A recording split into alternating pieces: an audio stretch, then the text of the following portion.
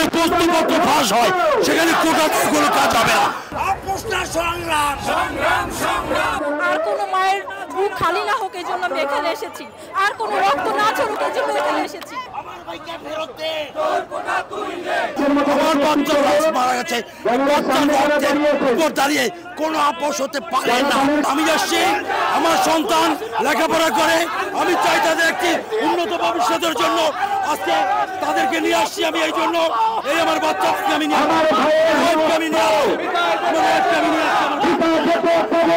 নিয়ে আসছি, কারণ লাশের উপর দিয়ে কোনো কিছু হতে পারে না।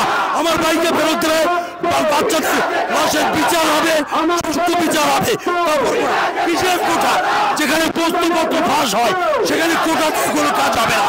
সুতরাং এটা কোটা দিয়ে কোনো কাজ হবে না। যেখানে প্রশ্নপত্র ফাঁস হয় সেখানে কোটা দিয়ে কোনো হতে পারে না, কোটা কোনো সমাধান হতে পারে না।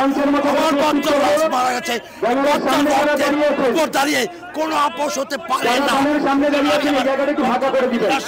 আমার ওয়াইফকে নিয়ে আসছি, কারণ এই যে একটি যৌক্তিক আন্দোলন, এই যৌক্তিক আন্দোলনকে আমি আবেদন জানাবো বাংলাদেশের সমস্ত মানুষ, অভিভাবক এই কোমলমতি শিশুদের পাশে এসে দাঁড়িয়ে আজকে তাদের যৌক্তিক আন্দোলনকে সমর্থন দেওয়া একটি নৈতিক দায়িত্ব বলে আমি মনে করি। সে কারণে আমি আজকে এদের সাথে একাত্মতা ঘোষণা করেছি আমার পরিবারবর্গ নিয়ে। সত্যি আমাদের নিজেদের হোটেল? হ্যাঁ, ইডেন বে আমাদের নিজেদের হোটেল। Any time check in, any time check out. Eden Bay, a concern of Bhaiya Hotels. আপনারা আজকে কেন এখানে এসেছেন? দেশের জন্য লড়াই করার জন্য এসেছি। দেশে আমাদের ভাইতে যত রক্ত গেছে সেটার বিচার আমরা চাই, সেটা বৃথা যেতে দেওয়া যাবে না।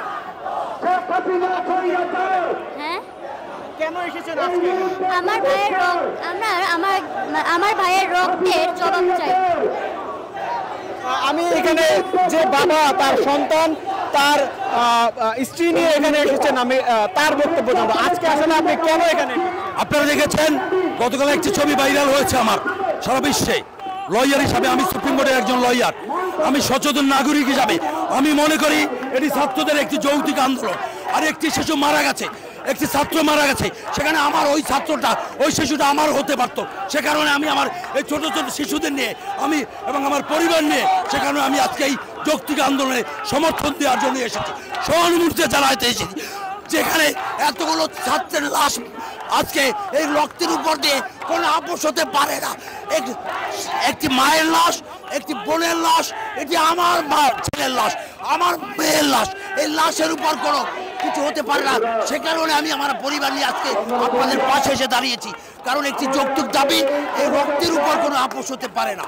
কারণ বিগত দিনেও হয়নি, রক্তের বদলা রক্ত দিয়ে হয়, রক্তের সমাধান হবে রক্ত স্বাধীন রাষ্ট্রে। স্বাধীন রাষ্ট্রে আমি আজকে পরাধীন, এই পরাধীনতার শৃঙ্খল থেকে মুক্ত হওয়ার জন্য বেসিক্যালি আমরা এখানে এসেছি। এখানে আমরা যে শিশুরা এসেছেন, বাচ্চারা এসেছেন, তার মাও এখানে আছেন। আসলে আপনি বাচ্চাদের নিয়ে এখানে কেন এসেছেন? এই আন্দোলনের জন্য আমি এখানে এসেছি, এই প্রতিবাদের জন্য আমি এখানে এসেছি। আর কোনো মায়ের বুক খালি না হোক এই জন্য আমি এখানে এসেছি, আর কোনো রক্ত না ঝরুক এই জন্য এখানে এসেছি। একজন মা হিসাবে সন্তানদের সাথে এসেছি।